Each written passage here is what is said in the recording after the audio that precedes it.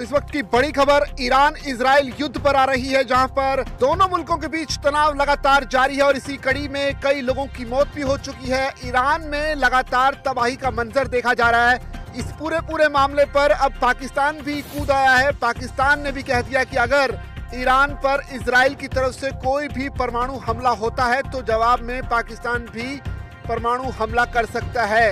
ये दावा जो है ईरान की तरफ से किया गया है। हालांकि अभी भी पाकिस्तान की तरफ से आधिकारिक तौर पर इस पर कुछ भी नहीं कहा गया है, लेकिन बड़ी खबर इसी बीच सामने ये आ रही है कि भारतीय स्टूडेंट्स को लेकर जो चिंता थी उस पर एक हद तक अब राहत मिलती हुई नजर आ रही है। भारत के 10,000 स्टूडेंट्स को वहां से निकालने की तैयारी हो रही है। भारत सरकार ने ईरान से अपील की थी कि उनके 10,000 स्टूडेंट्स को बाहर निकालने की इजाजत ईरान की तरफ से मिलनी चाहिए, जिस पर अब खबर ये आ रही है कि ईरान में फंसे भारतीय नागरिकों की सुरक्षा को लेकर चिंताएं के बीच ईरान ने अपनी हवाई सीमा को बंद कर दिया है, जिससे भारतीयों की मुसीबत और भी ज्यादा बढ़ गई है। और अब ईरान ने भारत सरकार की अपील को मानते हुए एक बड़ा फैसला लिया है। ईरान ने भारत के अनुरोध पर 10,000 से ज्यादा नागरिकों को निकालने के लिए सुरक्षित रास्ता देने की घोषणा कर दी है। भारत के अनुरोध का जवाब देते हुए ईरान ने कहा कि फिलहाल देश में हवाई क्षेत्र बंद है, इसलिए ये जो स्टूडेंट्स हैं अजरबैजान तुर्कमेनिस्तान होते हुए अफगानिस्तान के रास्ते अपने वतन वापस लौट सकते हैं।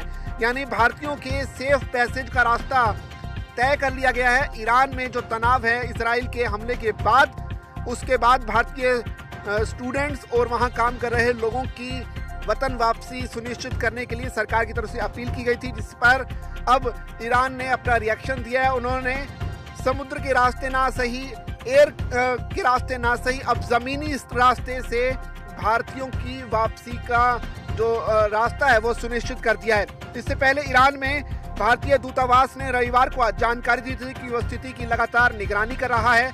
दूतावास ईरान में मौजूद छात्रों की सुरक्षा सुनिश्चित करने के लिए उनके साथ लगातार जा रहा है।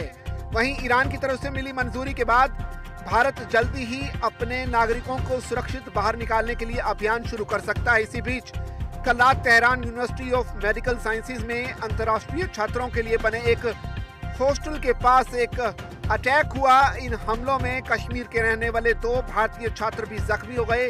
हालांकि उनकी हालत फिलहाल ठीक बताई जा रही है, लेकिन इन्हीं 2 भारतीय छात्र जो कि कश्मीर के रहने वाले हैं, उन पर हम जख्मी होने के बाद जो है भारत सरकार की चिंताएं बढ़ गई थी। उन्हें लग रहा था कि इन स्टूडेंट्स के अलावा भी भारतीय जो भी ईरान में इस वक्त मौजूद हैं उनकी सुरक्षा को, सेफ्टी को इंश्योर करना बहुत ज़रूरी था, लिहाजा उन्हें बाहर निकालने का फैसला लिया गया। और इसी कड़ी में भारत सरकार की तरफ से ईरान से अपील की गई और ईरान ने कहा कि क्योंकि अभी हवाई जो एयर स्पेस है उनकी तरफ से बंद है, लिहाजा वो जो है अफगानिस्तान तुर्कमेनिस्तान अजरबैजान के रास्ते अपने लोगों को बाहर निकाल सकते हैं। यानी अब भारतीयों के आने के लिए जो सेफ पैसेज बनाया जा रहा है वो अब लगभग घोषणा कर चुकी है ईरान की सरकार। अब देखना पड़ेगा कि कितनी जल्दी भारत सरकार जो है अपने लोगों को वहां से बाहर निकालती है।